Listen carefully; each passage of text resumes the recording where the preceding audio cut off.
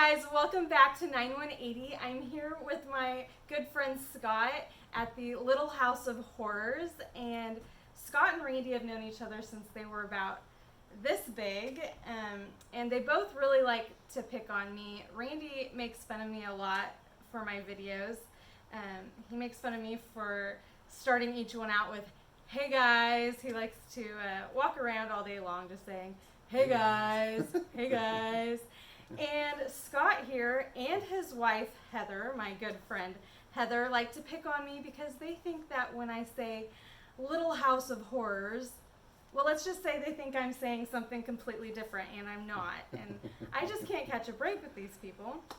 But I know you as Scott, but professionally you actually go by your first name, Michael. This is Michael Gatlin. He's the owner of Backyard Builders Pro in Owasso. He serves the entire Tulsa area, and he does everything from landscaping and digging ponds to building decks and gazebos and pergolas and fences and retaining walls.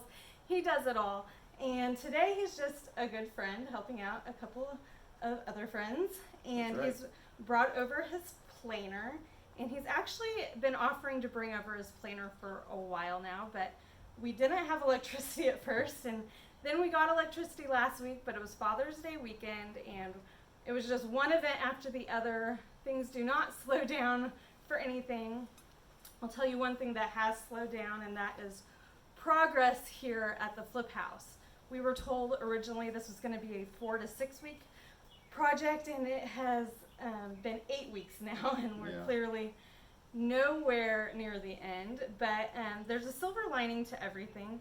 We now have time to finish the project I've been most obsessed with since the very beginning, and that is saving the home's original trim. I've been talking about it since video 5, and we're finally at the end. This is like the final step before we can install and paint it. So I'm going to kind of let Scott just take over. He's going to do a little demonstration on how to use the planer and show us what the results we're trying to achieve are. And then off camera, he's going to attempt to teach me how to use it. That way we don't have to waste his entire Sunday here at the Flip House. But we've got our safety gear. Yep. We're going to put our masks on, our safety eyewear, and I'm just going to let you take over. Sounds good. Thank you. Well, like she said, I'm Michael Gatlin, aka Scott.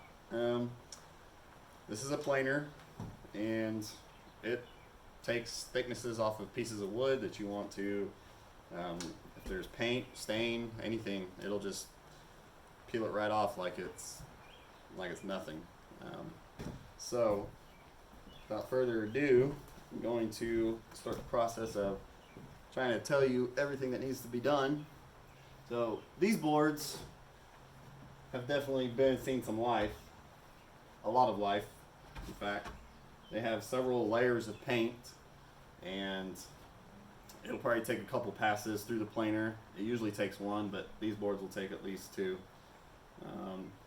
But there's a little buildup of paint on these boards that if you run it through the planer, it's going to lift the board, and it's going to put an uneven edge across the board, the other side of the board.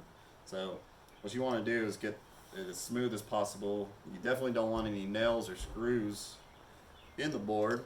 So utility knife, scraper, anything that's going to take just some layers of paint off. Just run it down the edge. Never run it back because you don't want to cut yourself. Get rid of the spiders. I hate spiders. You really hate spiders.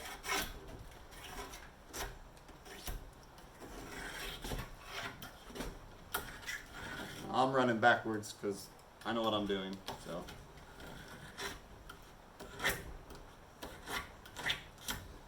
But basically, you just want to get as smooth as possible. You don't want to run anything forward and through the planer because you'll eat up the blades, and the blades are about $60 to $70 for a set. So anything that's raised, any excess paint, you definitely want to take off. And yeah, so you can see one side versus the other. That's a lot of material to eat off. So, all right. As far as the planer is concerned, there's a locking mechanism that you lift up and down. Push it down to lock it in. Lift it up so you can adjust the wheel. You bring it up or down. There's a depth gauge.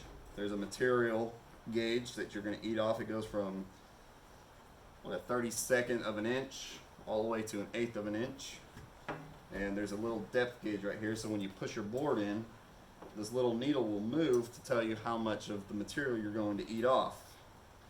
So it just kind of freely slides, so you're going to push it in just a little bit, drop it down until you're about a 32nd of an inch.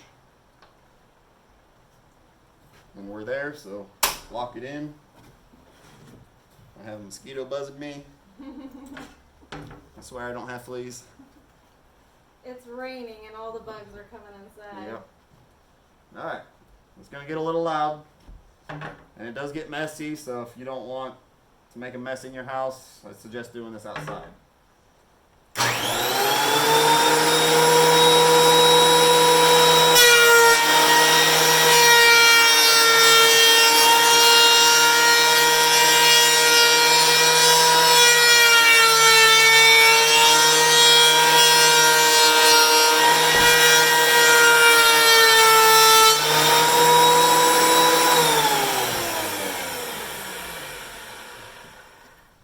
Okay, so that took off quite a bit of paint. It's pretty smooth now, but we want to get down to fresh wood, so we're going to give it another pass. We're going to have to adjust our depth again. We'll push it in.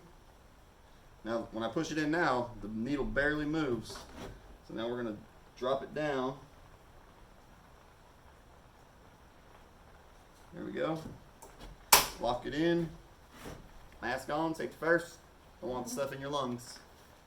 No, you don't. Especially when there's a good chance that some of this paint is lead paint. True. Definitely don't like the lead paint. Alright, here we go. Pull it back out before you turn it on.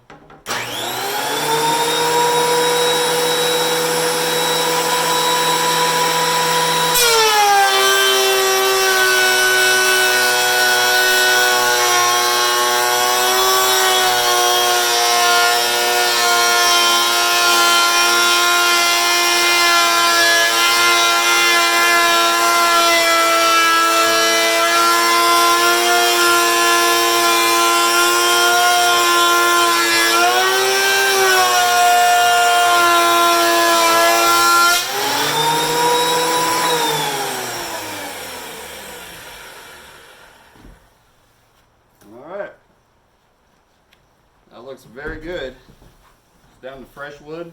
That looks awesome. And when you push these through a planer, like I was just doing, you don't want to get your hands near that.